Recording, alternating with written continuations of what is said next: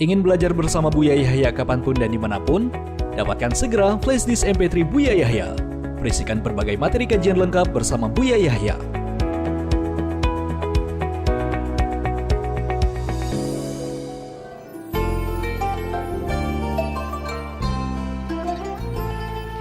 Baik Buya, mohon petunjuk apabila seorang pasangan memiliki seorang pasangan yang kemudian dia berzina, kemudian saya bertahan dengan pasangan tersebut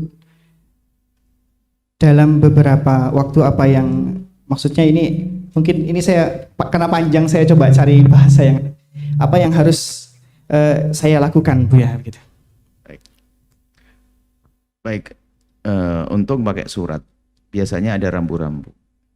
Kalau bertanya itu, jika itu masalah pribadi apa dosa pribadi, tidak boleh langsung terang-terangan.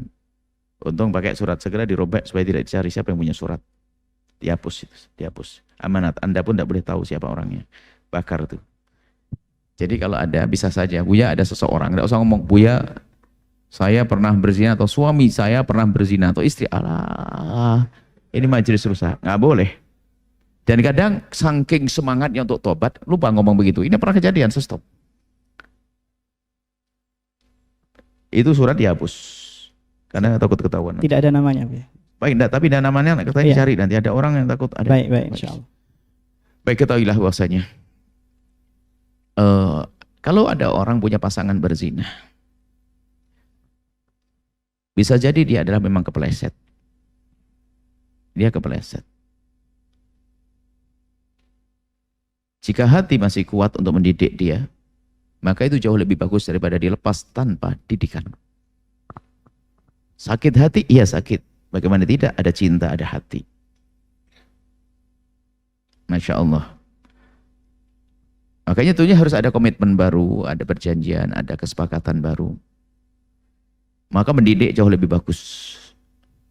Tentunya di saat memang ada tanda-tanda penyesalan dan seterusnya. Kalau seandainya pasangannya tidak ada tanda-tanda penyesalan, ya tidak perlu dilanjutkan. Itu namanya menyiksa diri. Apalagi dia terang-terang nggak mau, terserah. Apalagi saling malah menyalahkan. Tapi kalau ada penyesalan, dia ketahuilah bahwasanya sambutlah kerinduannya untuk tobat.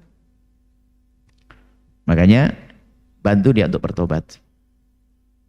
Diterima lagi jika dia mampu. Ingat, kalau dia mampu itu apa? Bisa menyimpan itu marah. Itu bisa menyimpan sakit hatinya sampai kapanpun. Kalau tidak mampu, jangan. Lebih baik dicerai tanpa harus bercerita apapun. Tidak usah disebutkan sebabnya. Ada dua pilihan. Tentu yang utama prioritas adalah dia ditolong. Apapun itu, dia adalah istri atau dia suaminya. Bapak anaknya, itu ibu anak-anaknya. Mungkin kepleset dia. Itu jauh lebih bagus. Karena apa?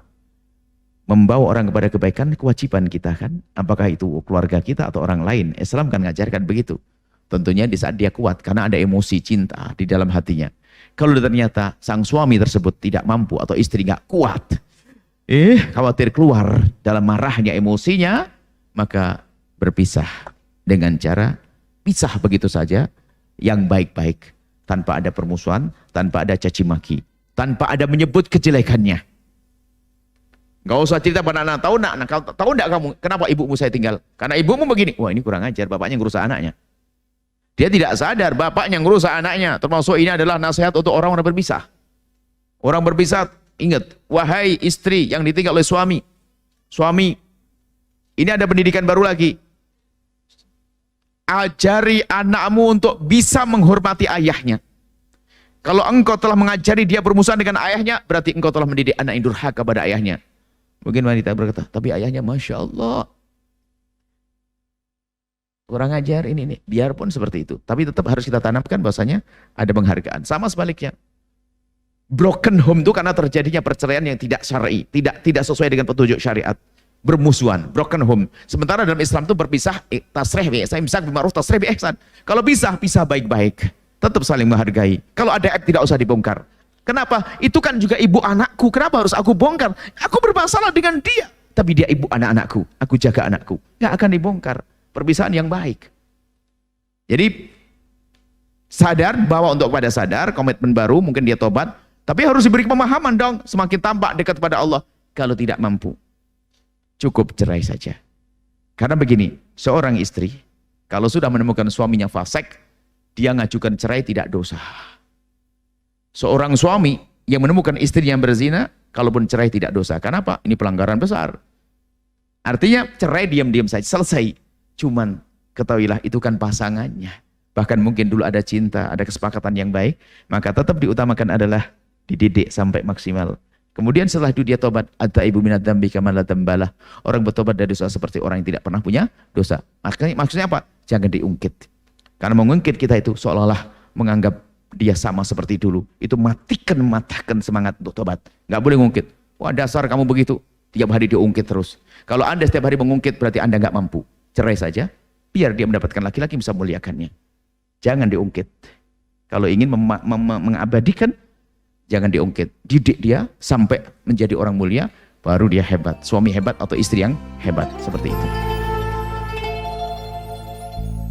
Sahabat Al-Bahjah TV, setelah menyaksikan video ini, jangan lupa bersolawat kepada baginda Nabi Muhammad. Shollu ala Nabi Muhammad. Allahumma sholli alaihi wa ala alihi wa sahbihi.